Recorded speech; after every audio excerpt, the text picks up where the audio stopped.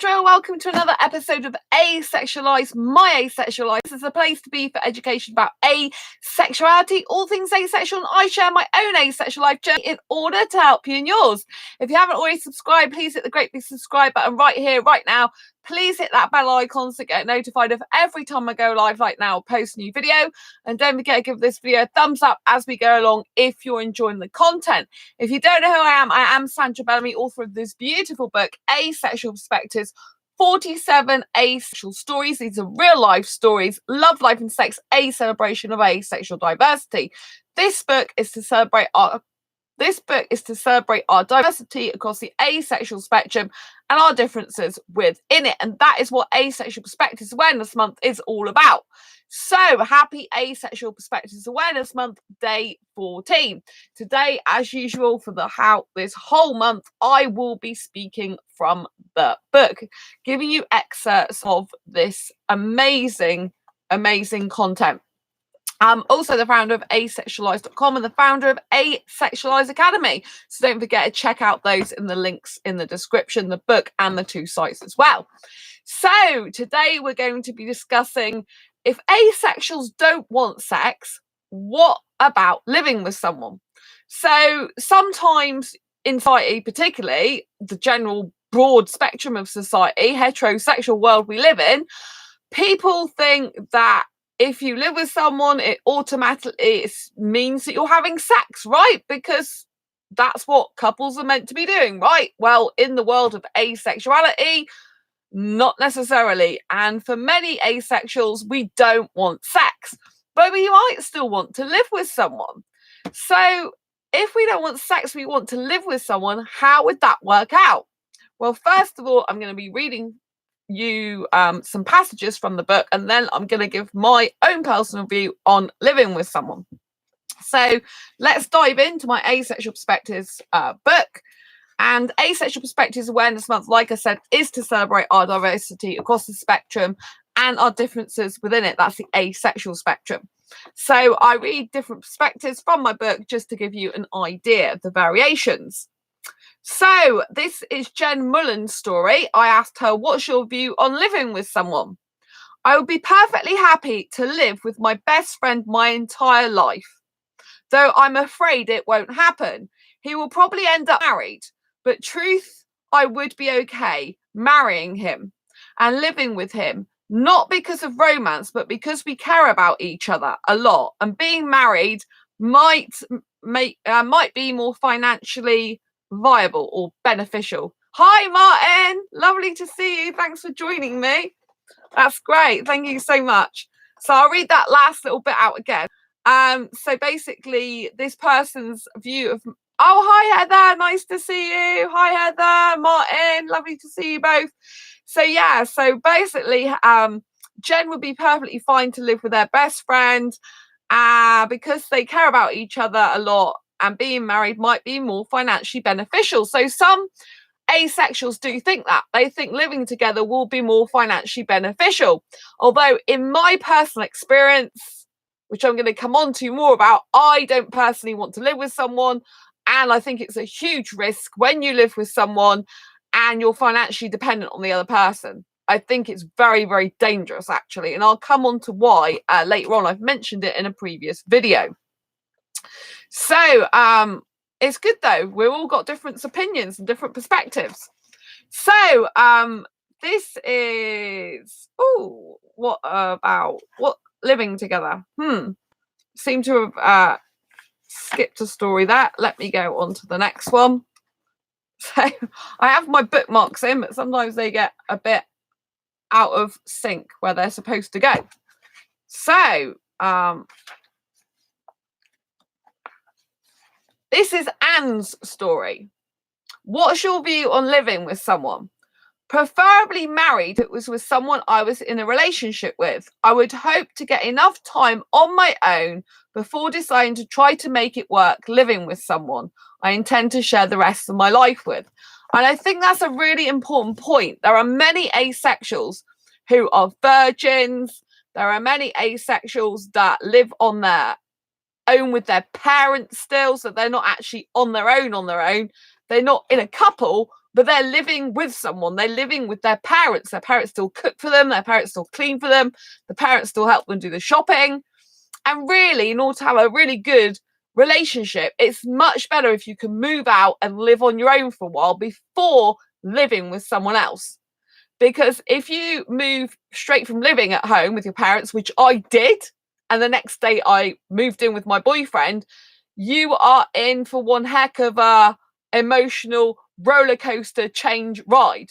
Because not only do you have to cope with the emotions of leaving your parents after such a long time of being with them, obviously you might want to get away from them, you might not get on with them, so it might be a blessing in disguise, but there's still going to be some emotional bond with them, right? So I left the next day to move in with my boyfriend. My boyfriend turned out not to be so nice, so that wasn't a great move for me in the end. But but these things do happen, and so you have to live your own life. But looking back, it would be better if I had moved out and lived on my own. Now, obviously, like the previous person said, it can be more financially viable for you to live with another person. However, I'm going to state it now because I think it's called for.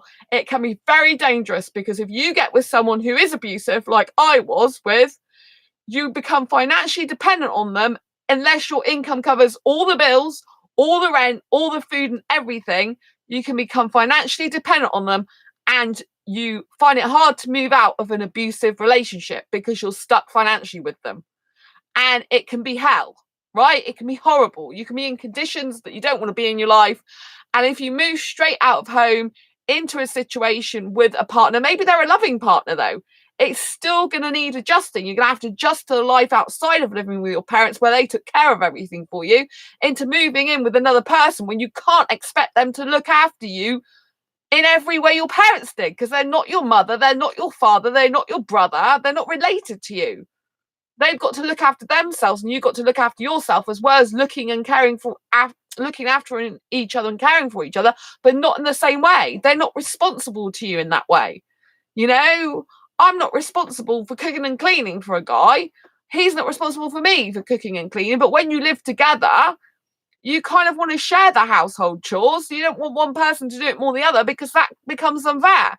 And if you live at home with your parents and you're used to them doing it for you all the time, you'll have a rude awakening, because you'll move straight from home.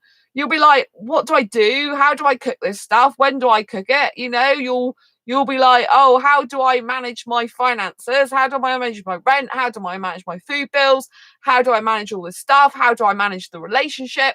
And so if you move straight from living with your parents into a place with someone, you've got all the emotional upheaval and the change going on within yourself with leaving your parents, and your expectations might not be very good. You might expect your partner to do things like your parents did, and it's a completely different type of relationship. And if you're not used to sharing with people, if you're used to doing things very much your own way, which you kind of get into, don't you? When you're in your own family dynamic with your parents and your family, you get used to doing things your own way. But if you live somewhere else, like if you work on a particular, like I, for example, do a lot of website work, I need a space in a room, in a house or flat to do my website work. If I go and move in with someone, there's not that space. It's just going to do my head in.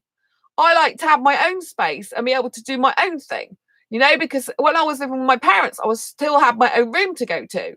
If you are sharing a bedroom with someone, that space that was yours then becomes dual. It becomes two people's. Then you have to think about what they want, how they are going to react to things in the room, what scenery they like, what environment they like. I remember when I lived with my ex, one of the places I lived with my last long-term ex, we only lived together for 6 months. It didn't work out. We split up and then got back for another 7 years. It's quite a long story, but it's not very good because he was abusive and I should never have got back with him, but I did. And anyway, I'm free of him now, so that's fine. But it was a living hell, believe me.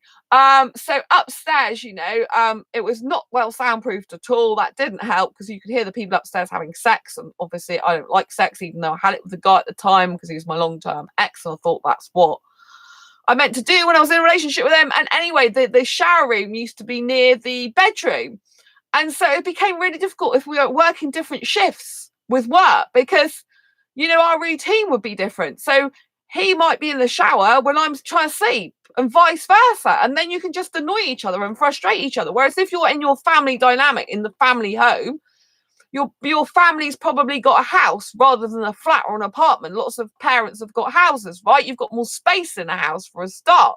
When you start as a couple, you get a studio flat or a small flat or small place. So you're like living on top of each other nearly, which isn't very comfortable, you know. It's like you've gone from all this space living with your parents. Yeah, you might have been in your parents' space, each other's space, but you could have gone from a really big lounge, nice big kitchen, separate rooms for you and your siblings if you've got siblings, and you know, you've kind of got your own routines worked out around the family dynamic. But when you live with someone, you've got to start all over again. You've got to start with the new family dynamic. You've got to start with all the routines that they have, the routines that you have, the habits they have, the habits you have, fitting into each other's lives. You know, my ex, he was 6'3" and I'm 5'4.5". So I'm really short compared to him. So in the end, when we split up after 6 months, I moved to where I live now. I've lived here ever since on my own. Even when I got back, I didn't live with him. My place here is designed for a short person, right? His place was designed for a tall person. So if I went around his place and needed to pick something off a shelf, I used to have to ask him to do it. Excuse me, I'm going to have water. Because I was too short. And so his place was designed for a taller person. I would have to climb in his wardrobe if I wanted to try and get anything myself. And my place is designed for a shorter person. So, you know, for example, when you come up the stairs, it naturally has a low ceiling anyway, because it's an old house. So he could bang his head on there, do you know what I mean, nearly, and stuff like that. And, you know, if I put stuff in cupboards, I put them lower down, whereas he has to bend down, which, like, he used to say, oh, that hurts my back because I've got to bend down. And so, you know, that's when we lived in separate places. But obviously when you live in the same place, you've still got to account for different head height and different body heights, and people don't think about this stuff. You know, people don't think about the bills. And what I particularly I'll tell you now, I didn't like living with someone. I prefer living on my own. I still prefer living on my own now. However, I do understand the safety aspect of having someone else in the house.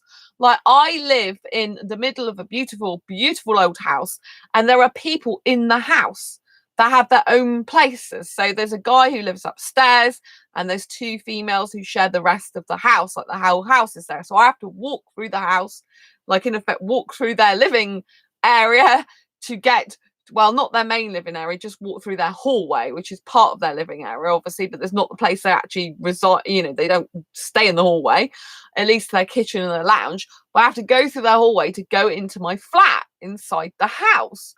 But I love the fact that I've got the security in knowing other people around me. So even if I'm out, there's never not someone usually in the house, because the two women are mother and daughter, and mother's retired. And so, as far as I know, and so she's got lots of hobbies, and she goes to clubs and stuff, so she does that. But it's still safety, because if I'm out, she's usually in. The guy lives upstairs. He does kind of night to late morning shifts, so he's in at that time, you know, and it all works out really well for safety. And so I do like that aspect. I think if I lived completely on my own, in a way I want to get my own place, because this is not my own home, right? I would love to stay here forever. I love it. I adore it. It's beautiful, but I don't own the place. Yeah, I rent it. So there's always that danger that, you know, if anything happens, landlord, I pretty much know that the son will sell this place, all right, which would be devastating for me, because I absolutely adore it. So I have to think long term about my future, and the fact that I can't stay here forever and a day, even if I'd love to, right? I love it. I feel happiest I've ever felt here. I feel like it's really my home. I just love it so much. I'm so blessed, and it's a very good position for loads of different places. And so it's fabulous, but I don't own the place, yeah. So obviously I have to be looking to the future, and the possibility of what money I can get together in the future to buy my own house. And obviously, you know, if you're trying to buy it on your own, there can be financial difficulties, but I would rather pay for something on my own than with someone again and be financially dependent on them, because I was financially dependent on my ex, my first long-term ex particularly. You know, he paid more of the bills than I did. In the second long-term relationship, at first I paid more of the bills, and the guy went out to work for part-time, and I went out to work full time and I paid for more, but there can be a lot of resentment built up. Like, I didn't like my ex, the fact he used to spend tons of money on designer gear and things, whereas the bed he would spend like little money on.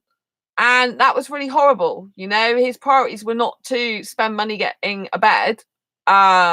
You know, his priorities were to spend time buying designer gear. That was more important. And that was when we lived separately. He had this bed that was horrible because we lived separately for some time. But when we lived together, it was not good with the different work patterns, you know. So you have to be aware of all this stuff. Oh, hi, Cameron. Nice to see you. Thank you. This is an asexual channel. So for those who lack sexual attraction. So today is Asexual Perspectives Awareness Month, day 14. I'm reading from my book and giving my own personal view as well on living with someone, because I have quite a lot of experience. And so, you know, there's different asexuals. Some asexuals want to live with someone, and others don't. And I'm just explaining the disadvantages to living with someone and the advantages, in the sense that where I live, you know, I don't actually live with someone in my flat. I have other people in the house. And I think that's quite a good arrangement, but I'm not emotionally attached to the people in the house. So they're not my partner. Do you know what I mean? So it's very, very difficult. It's very, very different when you actually live with someone who's your partner, because there's a lot of emotional attachment there, you know?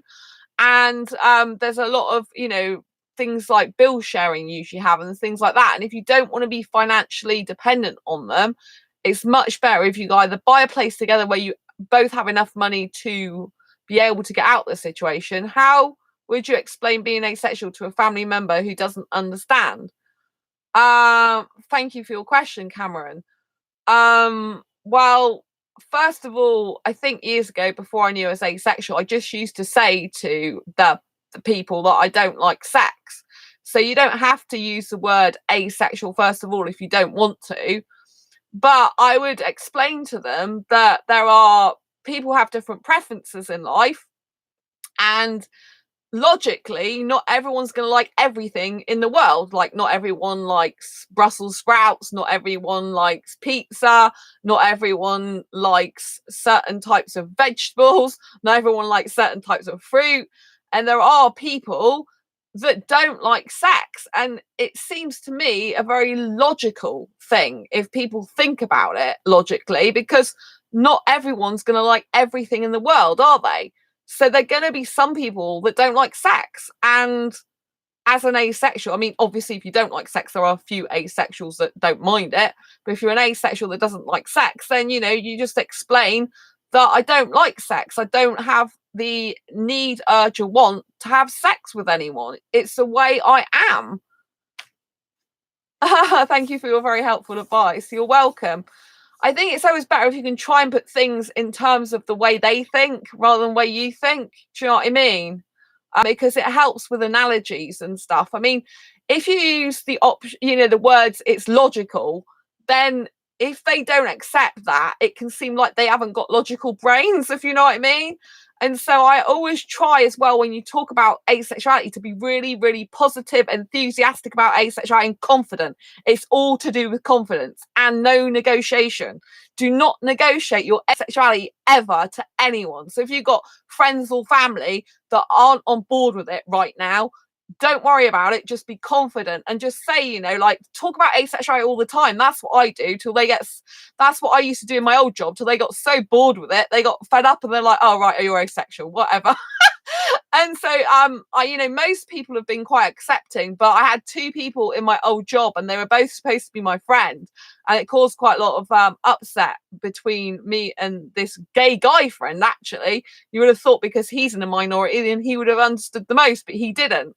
And you know, the woman, she was just like, "We haven't met the right person yet," and she goes, "You love guys," because I do get attracted, but not sexually, to guys. And I was trying to explain it to her, but when I first explained it to her, I was really weak because I just found out about my asexuality. And it's like, I think I'm asexual. And, you know, it was very blasé. It was very weak. And now I'm like, I'm asexual, you know, and I'll say to people like, "Oh, I spoke to my asexual friend on the phone today," or I spoke to this asexual friend in the forum. I'm asexual and aromantic. I feel truly happy on my own. I feel annoyed when people say I don't know that because I'm only 19, but I know how I feel, if that makes sense. Yes, I knew at 15 years old, Cameron, that I didn't want children. And it really annoyed me so much because I had a doctor say to me, excuse me, I had a doctor say to me, "Oh, you when you're older, you'll change your mind. You'll want kids." And I'm like, "No, I really won't." And I knew my own mind.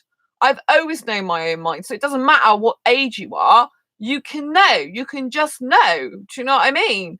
And 19, that's a good age to know anyway. You're kind of past the main changes in hormones anyway, if they want to look at it like that, because that's how some people see it. They're like, "Oh, it's a hormonal thing." Well, like 12, 13 people are changing their hormones. By 19, you've got, you're an adult, you've got a really good grasp of the world already, and your hormones are pretty much more in control by then. They've sort of settled, they've sorted themselves out, really.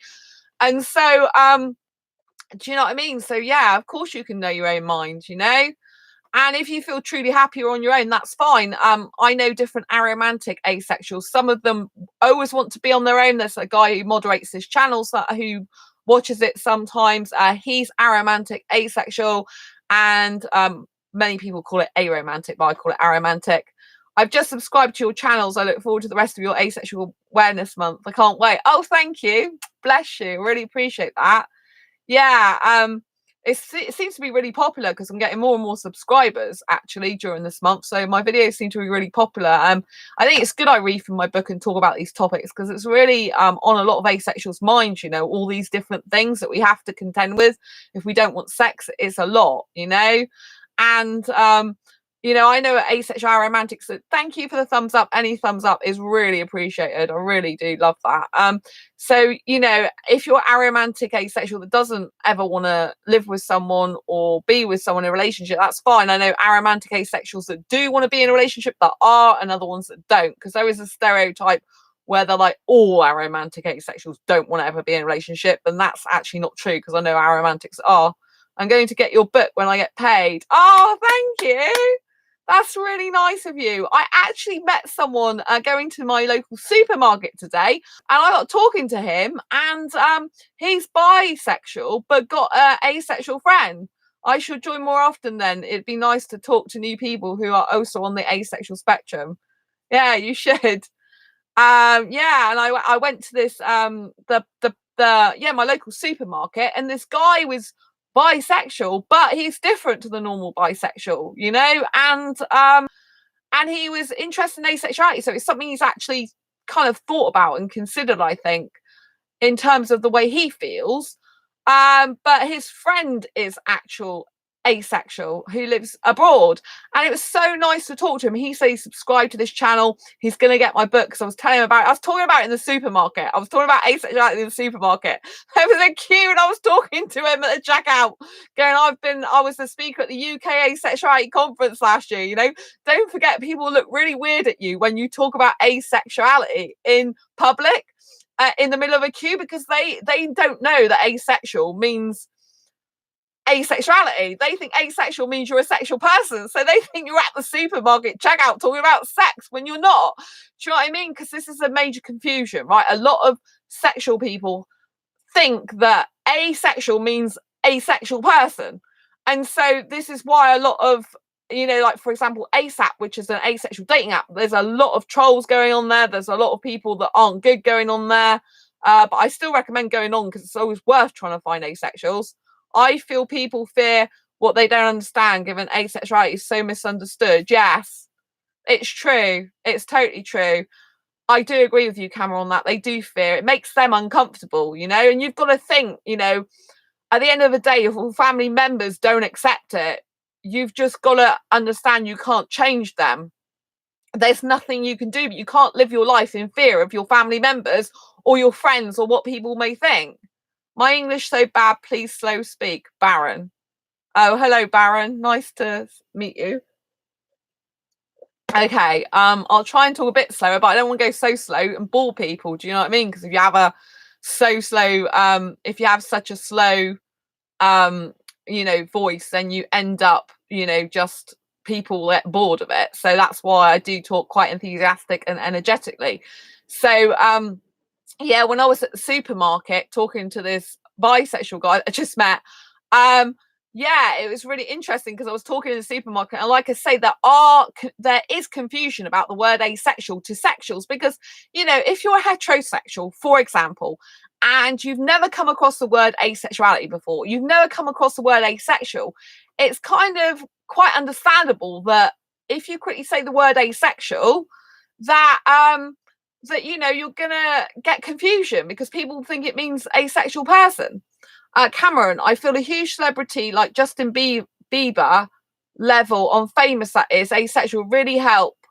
Hopefully we'll get a very famous asexual soon. There are some asexuals.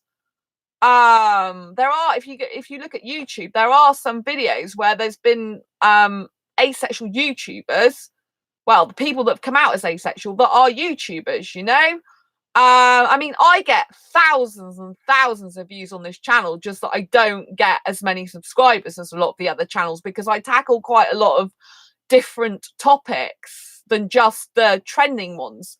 So the videos that tend to have like hundreds of thousands of subscribers or tens of thousands, they tend to tackle more of the things people always want to hear, whereas on this channel I tend to go more into practicalities a lot. I do a lot of dating and relationship stuff as well, which obviously some asexuals aren't interested in and others really want. So I kind of try and change what I do to help all the asexual spectrum. I talk about a grey asexuality sometimes. I mention demisexuality sometimes. So I try to cover a lot of different areas of asexuality. But there are I think it's Dynamo came out. Was it Dynamo? I can't remember. I don't know. I know there's a magician called Dynamo, isn't there? But there's some people on YouTube, and if you do look on there are some big names that apparently come out as asexual. I know one of them. He came out as asexual, and then they kind of changed it, saying, "Am I really?" I feel that you're providing a great service. Raising asexual awareness is truly is. I feel that you're providing a great service. Raising asexual awareness is commendable. Oh, thank you, Cameron. Bless you. Thank you so much. Yeah, I think it's really important. Like, I was the speaker at the UK Asexuality Conference last year in London. I did 2 talks. They are on this channel. You can do a channel search. Most people don't know that you can search videos within an actual channel itself. So if you go on the about section and you search the videos, you'll see that there was one where I did a relationship talk. I was part of a relationship discussion panel. And then I also did asexual meetup, how to arrange an asexual meetup, a whole discussion on my own, a whole presentation. But there was discussion at the end. So yeah, I think it's really important. I also design t-shirts for asexuals as well. So you can literally I've got emoji asexual t-shirts now, just out of interest. The Redbubble links, all my links are down below as well if you want to check them out. So you've got t-shirts now with your own emojis on them, asexual emojis, which I love, because obviously some of my t-shirts, they're quite wordy, as in I'm asexual, not asexual is one of them. So not everyone wants something as obvious as that. So I've got ones with like asexual hearts on there now on Redbubble store, ones with asexual emojis on Redbubble and Amazon. So you can kind of wear with pride your asexuality. But you've just got to understand that if people don't accept you for who you are, then that's their problem. It's not your problem. You can't live your life for other people. You can't live in fear of what everyone or anyone will worry, what anyone thinks. It's harder if it's your family and you live with them, but at the end of the day, you have to be super strong and resilient to what comes up. I mean, my parents, they're great about my asexuality, but they don't always agree with everything else, in my life or some other stuff. So I just remain resilient. I just stand my ground. I just continue saying what I'm saying. I live a very different life to most people. And sometimes my parents think I'm a bit crazy and things, and I'm like, that's fine. I am crazy. I'm quite happy. And so you have to own yourself with pride. You have to own your asexuality, but own your personality with pride. Own the way you are, the way you live, the way you want to be. Because it's no good. We've only got one life, and there's no good going along in life. And you're here one minute and gone the next, and you're just worried about what people think all the time. And and worried about their feelings, because you'll never live your true, authentic life self. Like, I hold asexual meetups in the UK. I meet in-person people in the UK. I have people who come regularly to my meetups, and they've become some of my bestest friends, these people that come to my asexual meetups. You know, I've got asexuals in my city that I can meet up with. I happen to have my best asexual friends living out of my city. So they travel to come and see me at meets. They pay for a hotel. It's amazing. I love my friends so much. But if I hadn't come out about asexuality, I wouldn't have these asexual friends. I wouldn't be doing these videos. I wouldn't have met wonderful people. I met Martin as well. He's on here, 5 Mark 2N. He was my cameraman at the UK Asexuality Conference last year, and I met him for the first time in person when we've been talking online for like 2 years. He is an incredible guy, you know. I've gotten so well with him. And so it was amazing to have that experience. We had we're in the same hotel, separate rooms, because we're just friends as well. And obviously, you know, that's another thing about living together, what this original video topic was about. You know, you can live with someone and have separate rooms. That is sometimes what some asexuals want to do. They still want to live together, but be in separate rooms. You know, I don't really want to live with anyone, but if I did, I think it'd be better to section off a house. You know, that's the only way I can see me actually living with someone, not having a separate room, but actually having a whole house sectioned off. Like, I like being upstairs, so they could have the bottom downstairs and me have the top upstairs, you know, have 2 different flats or something. But sometimes, you know, it might not work out, because what if we both want to have the top set of stairs and the top flat? You know, it's not going to work, is it? So it's going to be really difficult. The other thing you could do is you could obviously pay for a lodger if you want the safety, but then if they're not asexual, they're sexual, and there's someone who could end up wanting sex with you, that could get quite tricky. The good thing about living with another asexual is you haven't got the sex to worry about. However, you might still fall in love with your asexual friend. You know, obviously, if you're not of the falling in love variety of asexual, you know, if you're an asexual that doesn't usually tend to fall in love with anyone, apart from being in love with yourself, which is always the best thing to be for everyone anyway, then that might not happen. You might just want platonic friendships, but you've got to make sure that the asexual. I'd love to join a Birmingham meetup. Oh, bless you. Oh, sorry, I didn't read that. What are you doing, a Birmingham meetup? No, I'm not doing Birmingham. I live in Exeter.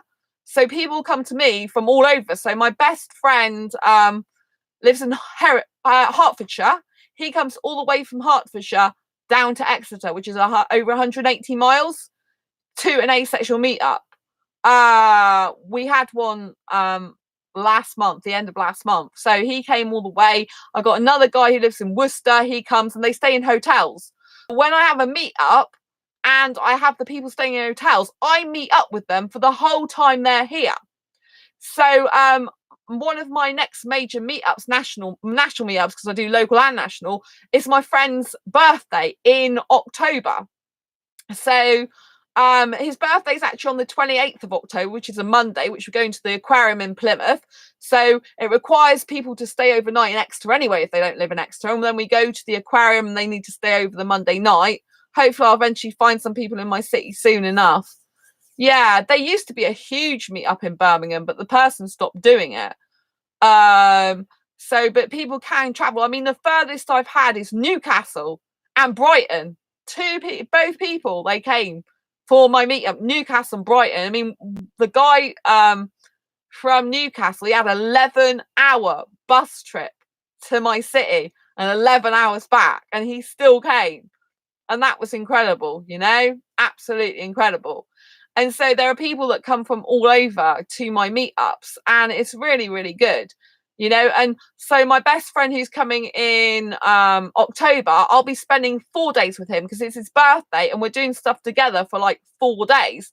And so there's an official asexual meetup. He's on the Sunday, the 27th of October 2019, when I'm live on here. And that's when we're going for an asexual meetup at a restaurant, Chinese restaurant. So the people locally who are working on his actual birthday on the Monday that can't go out with us to the aquarium on Monday will be having a meetup like 11:30 till 2:30 for the food in the Chinese restaurant. And then on his actual birthday on the Monday, me, him, and anyone who wants to come along will be going to the aquarium in Plymouth and eating in Plymouth. We'll be going to the cinema as well because we've got that all planned. We're going to watch the new Terminator movie, should be then. So that's going to be really, really exciting.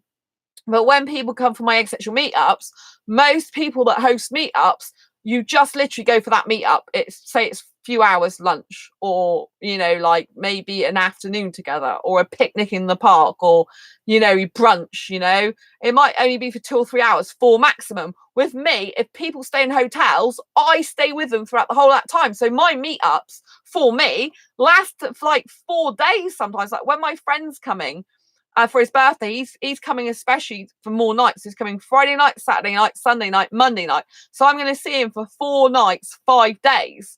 And so this is a mega asexual meetup, because me and him have got stuff planned together, just me and him on the actual Saturday.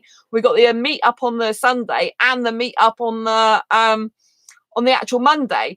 And some other people will be coming to stay over Saturday night, because they'll be having coming to the meetup both on the Sunday and the Monday. So they'll be having 2-day meetup, but they'll be meeting up with me anyway. So I don't leave people to just fend for themselves in my city. They actually spend time with me. So we're always having asexual contact for the whole of that time. I'm having meetups with the people that are staying over all the days they're there. So we're always together. So we're always having that extra asexual company. I think that's so important. If you're spending the money out on hotel, if you're spending the money out on the public transport, you want to make sure that when you're going to your destination, you're going to get maximum happy time, that you're going to be able to spend a lot of time with the asexual people there, because you don't get to spend much time with other asexuals normally. People who understand you, people that are like-minded, people that care about you, people that can relate to you, and you can have these wonderful conversations. And it does help, actually, if you have got issues with family members not understanding, and maybe it's just they don't understand and they will over time. You just got to leave them be, if they and just do your own thing and just carry on being your beautiful asexual self, and just be resilient to them. But it helps go to meetups, it helps talking in forums, it helps even online. Like now you can say, well, I've just watched an asexual channel tonight, I saw a bunch of asexuals in chat. You can talk about like forums you're in, groups you're in. I run 5 asexual groups. So the more you can talk about asexuality and normalize it to people who, I find shows like Naked Attraction on Channel 4 to be horrible and over-sexualizing. I don't watch TV and I hate nudity. I absolutely hate nudity. I can't stand it. I'm an asexual that's quite different, because I can't stand nudity. I hate nudity in sculptures, in paintings, in film, in television. I do a lot of movie reviews on here. Well, I say a lot. I think I've got playlists currently of 18. And they're no sex movie reviews. They're reviews of films that I've seen that have got no sex in them whatsoever, because I can't stand sex in films. I don't watch TV, but I do go to the cinema to watch movies, and sometimes I watch movies at home.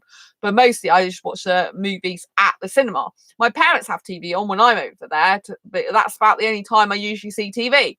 So I don't watch TV for weeks, months, or whatever. So I cut out all that type of thing in my life. You don't have to have all this stuff in your life. But that's the thing as well. If you do live with someone, you've got to take into account what they're like as a person. Like, I don't like my home having sex in it at all. I'm a sex-free zone. I don't want sex in my life. I don't want porn on my TV.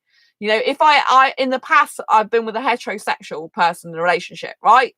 He'll be watching like music videos on MTV or something with women that are scantily clad. Now, I do watch these type of I do have these type of videos on my YouTube, dance music, because I love dance music, and unfortunately the majority of dance music has women which are showing their boobs. They've hardly got any clothes on whatsoever. Sometimes they got a bikini bottom up their backside, so you can see their bum cheeks, and it's quite gross. But what I will do is I won't bother actually watching. I'll see it and I won't bother watching it. I'll just put the music on in the background, because sometimes the playlists play for a long time, which is really good. When I'm doing my work, it keeps me motivated. So I have all my screens open in front of it. So I can't actually see that unless I have to do something with it, change it over to another video or stop it. I find it horrible how children's movies slip in sex jokes and references. Yes, Cameron, I do totally agree with you on that.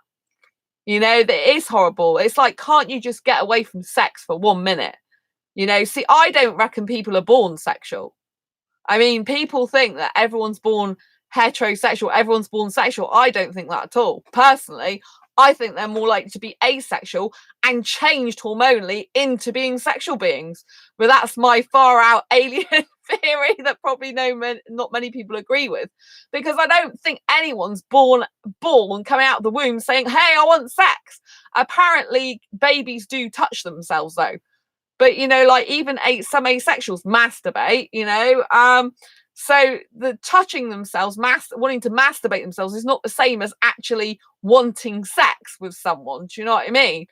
And so I don't think anyone pops out the womb going, hey, I want sex. I want sex. I don't see it somehow. So I don't understand why it couldn't be the reverse of what everyone thinks in society. Because everyone thinks that, you get your hormones and then, you are what you are, but you've always been sexual. Do you know what I mean? The hormones just make it more emphasized. Well, I don't think that way, to be honest. I think, well, people don't pop out the womb as sexual. They are conditioned to be sexual. It's all conditioning from birth. Everyone's conditioned that that heterosexuality is meant to be the sexuality you're supposed to be. It's all conditioning. It's all, like in primary school. Exactly.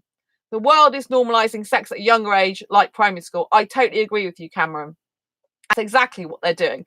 They literally condition people. It's all conditioning. School conditions you, parents condition you, family and friends condition you, because they've been conditioned and they can't see outside the box. I think asexuals are wonderful. It's like we have our superpowers, because we're able to see the world in a completely different way to how other people see it. It literally is like being your own superhero. It's like having these super sensory powers that other people can't get. I've always been able to see things differently to however a lot of society sees it since being a kid, right? I've always been quite conscious in my own thoughts.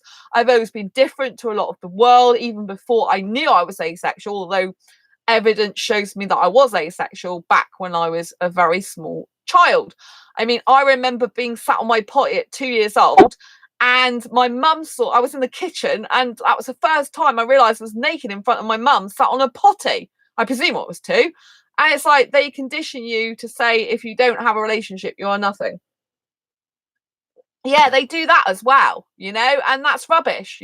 Being single, like, I would like to be in a romantic relationship. I'm not going to beat around the bush, but I love being single. So far, I've always been happy being single.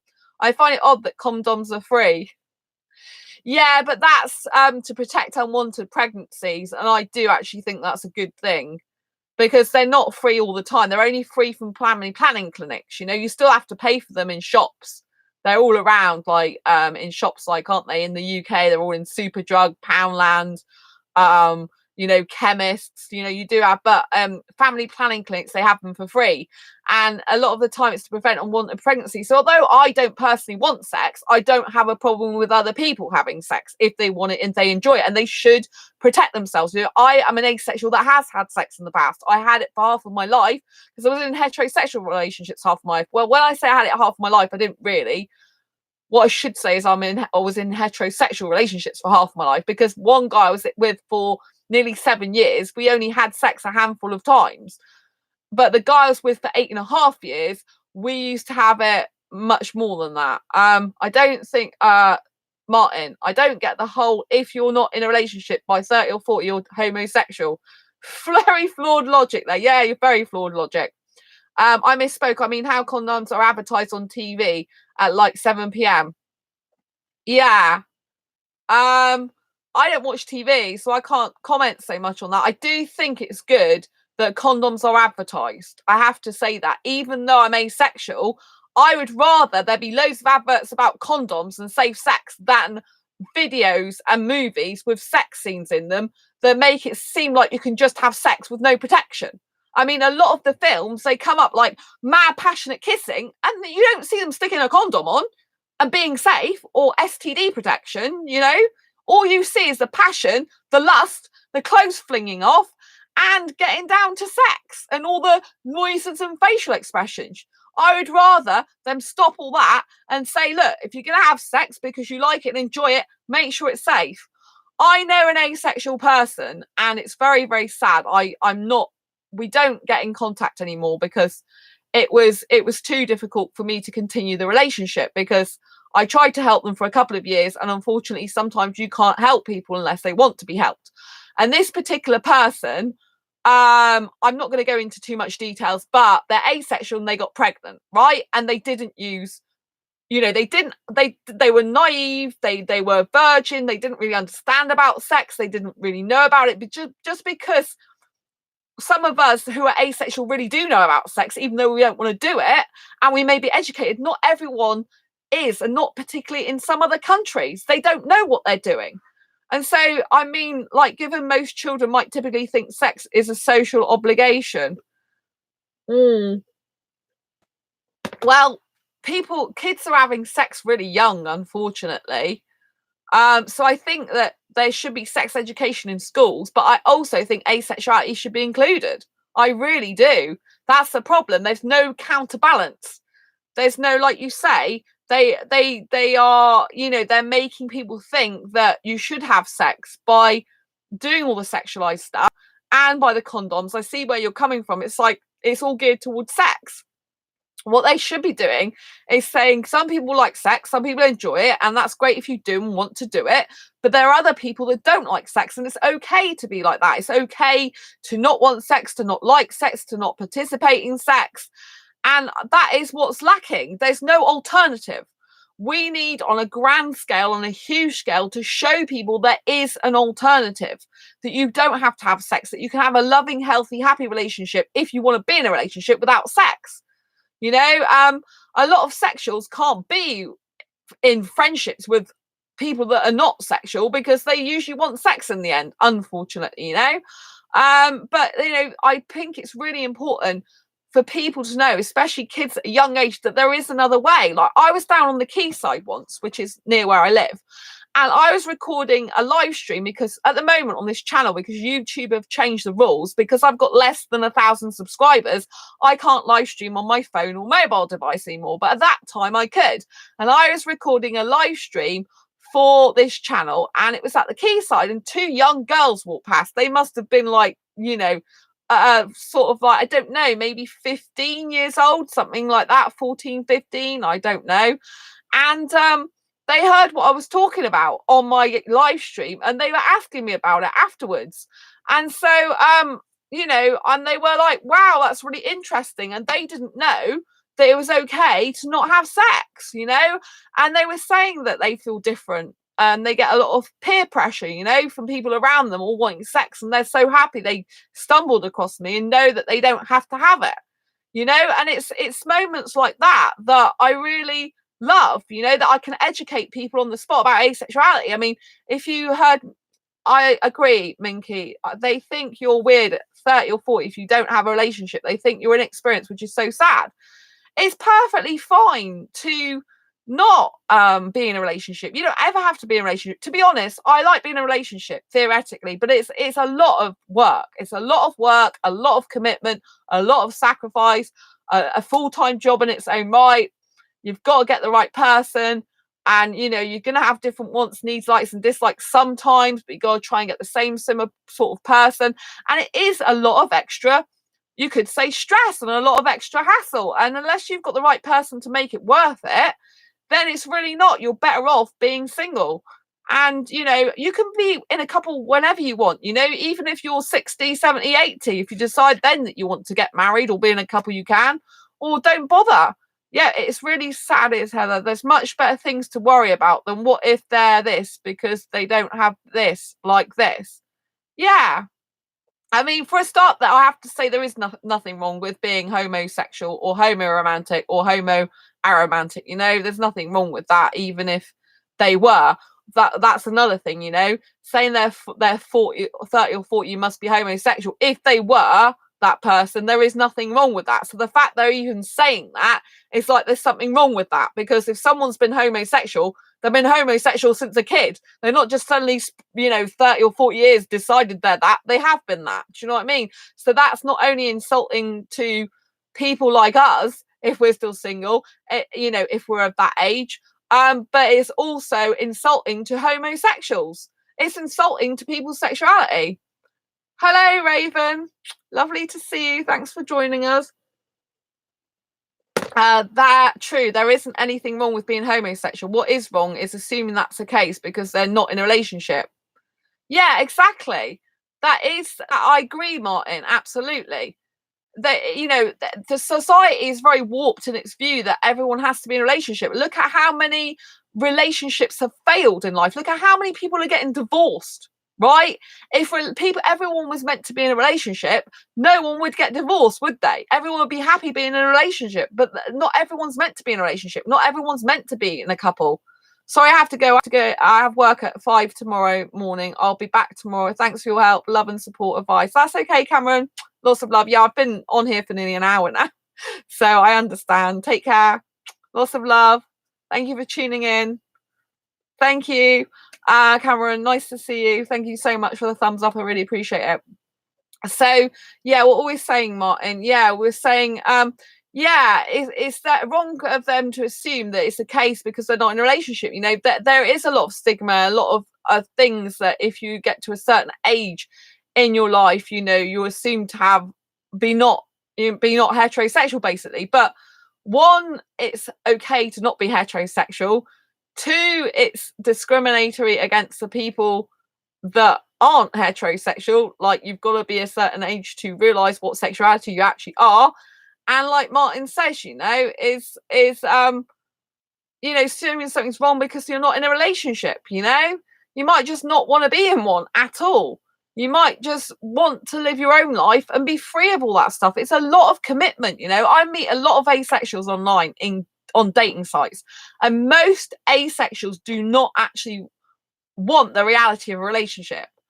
I'm single. I love girl watching. What's girl watching? Do you are you into girls then? Is that what you're saying? So basically, yeah, there's nothing wrong with being single all your life if you want to be. There's a lot of people that have been happy and lived a long, fulfilling life being single, you know? And it's really important to live the life that you want to live, regardless of what society thinks. Unfortunately, there's always going to be people that are literally, you know, like this, you know, that are judging people. And I just think if there wasn't so much judging in society, then there would be more people that could come out as a minority sexuality. So there wouldn't be any stupid comments like, oh, you know, what you do when you're 30 or 40, you know, you're not in a relationship, you must be homosexual or this sexuality because you're not in a relationship. If more people were able to come out, be the true sexual orientation they are, for example, aromantic asexuals, you know, then there's aromantic asexuals that don't want any relationship. If more people understood about aromanticism and aromantic asexuals, then you know the world would be better as well, because they would have their answer already. You know, that probably that person might be aromantic asexual, but what does it matter? It's up to the individual person. But I just wish and hope and pray that in the future that all sexual orientations can live happily, out proud of society, you know, out and proud to be who they are, you know. I mean, there's quite a lot of uproar online recently because we've had asexual pride. There's been LGBT plus QIA pride last month, and a lot of asexual pride was celebrated in that. This Asexual Perspectives Awareness Month is specifically something I created to go along with this book and celebrating our diversity across the asexual spectrum and our differences within it, which is why I wrote the book in the first place. And so, you know, there's a lot of people that celebrated like Pride last month, and you know, and online recently there's been heterosexual pride come out, you know, and people are complaining, saying they don't need a pride because they're in a majority. And I agree with that to a certain extent. However, every sexuality should be free to express themselves how they want. And I agree, because it's like, okay, I have bi thoughts. Oh, okay, Raven. Have you ever been on ASAP? I thought I saw someone similar to you on ASAP. Asexual dating app. So basically, you know, I although I understand where people are coming from, because they're a majority, you know, why do we need more majority representation? People should be free to do what they want. So I don't really get alarmed by that. I think fine, if they want to have a heterosexual pride, that's up to them. I don't, because I'm proud. Speaking of heterosexual pride, I remember seeing a heterosexual saying against that because heterosexuals hadn't been through any hardships of being heterosexual. Yes, I think it was it Was it heterosexual saying against that because heterosexuals hadn't been through any hardship for being heterosexual? Was that asexual that said that? Because I see a lot of asexuals saying that, especially on Twitter. The why have they got a pride because you know they haven't been through any hardship? But is pride just for hardships, or is pride, society has double standards, which is sad? Yeah, because is pride to do with hardships, or is pride just to do with being proud of your sexual orientation? In which case, if it's to do with being proud of your sexual orientation, to have equality in the world of sexual orientation, there's no problem with heterosexuals celebrating the fact they're proud to be heterosexual, just as we celebrate we're proud to be asexual. The thing that's the problem, like you say, Martin, is the fact that people associate LGBT plus QIA pride and asexual pride with a minority, that we're having a hard time getting representation, a hard time being we're misunderstood. So we have a hard time being understood. And so therefore, we come up with a lot of flack. Yeah, a heterosexual person said that because they hadn't been through any hardships. As a heterosexual, they didn't need a pride.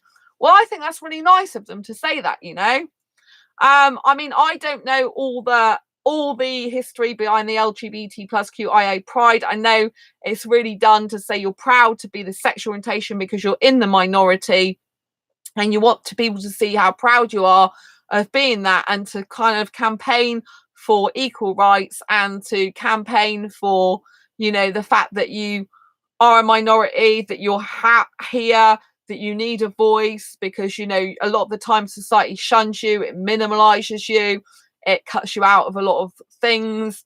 It's geared towards being sexual, in the traditional heterosexual way. And so I think that's what pride was born for, to kind of counteract that and to come out.